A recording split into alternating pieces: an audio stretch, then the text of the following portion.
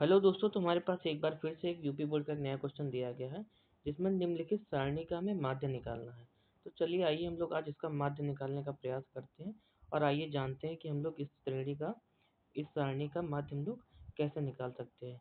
तो चलिए दोस्तों, पहले हम लोग एक सारणी बना लेते हैं जिसमें हमारा वर्ग अंतराल जो दिया गया है, वर्ग अंतराल दिया गया है 2 से 4, 4 से 6, 6 से 8, 8 से 10 और 10 से 12। इसके बाद हम लोग पहले कुछ लाइंस खींच लेते हैं जिससे कि हमारी सारणी थोड़ी सी एक्यूरेट बने।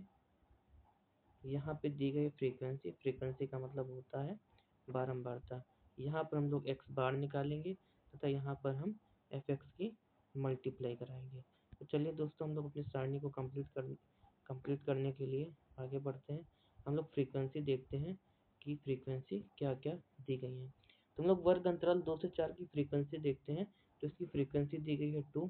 इसके बाद 4 से 6 की हम लोग फ्रीक्वेंसी देखते हैं। तो उसकी फ्रीक्वेंसी क्वेश्चन में दी गई है 4। इसके बाद है 7, 7 के बाद है 3 और 3 के बाद है 4।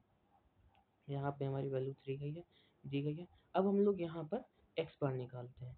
तो दोस्तों, ये जो आपके क्वेश्चन समांतर माध्य में जो हम लोग एक्स बार निकालते हैं, तो आप याद रखिएगा एक्स बार यहाँ से निकलता है।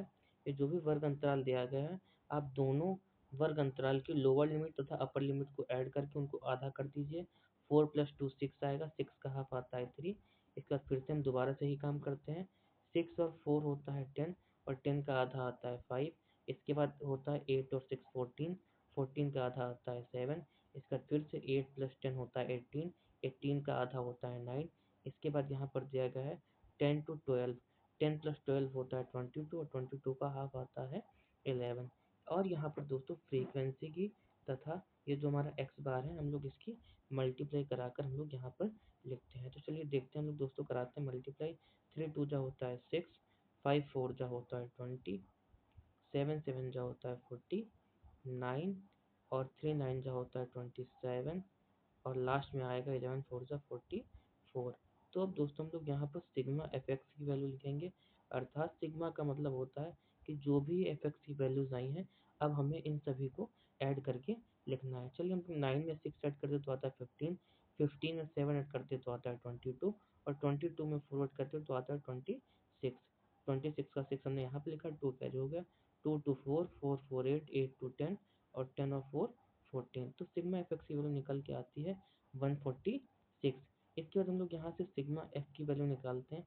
चलिए सिग्मा एफ एक बार हम लोग सारी एफ की वैल्यूज को ऐड करते हैं। 2 और 4 होता है 6, 6 में 7 ऐड करेंगे आएगा 13, 13 + 3 होता है 16, 16 + 4 होता है 20।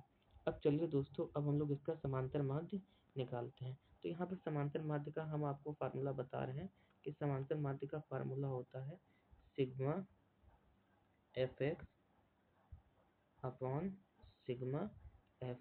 इसीलिए हम लोगों ने यहाँ पर सिग्मा एफ एक्स की वैल्यू तथा सिग्मा एफ की वैल्यू हम लोगों ने निकाली है। तो चलिए दोस्तों, यहाँ पर वैल्यू हम लोग लिखते हैं। सिग्मा एफ एक्स की वैल्यू है हमारी 146 तथा सिग्मा एफ की वैल्यू है 20।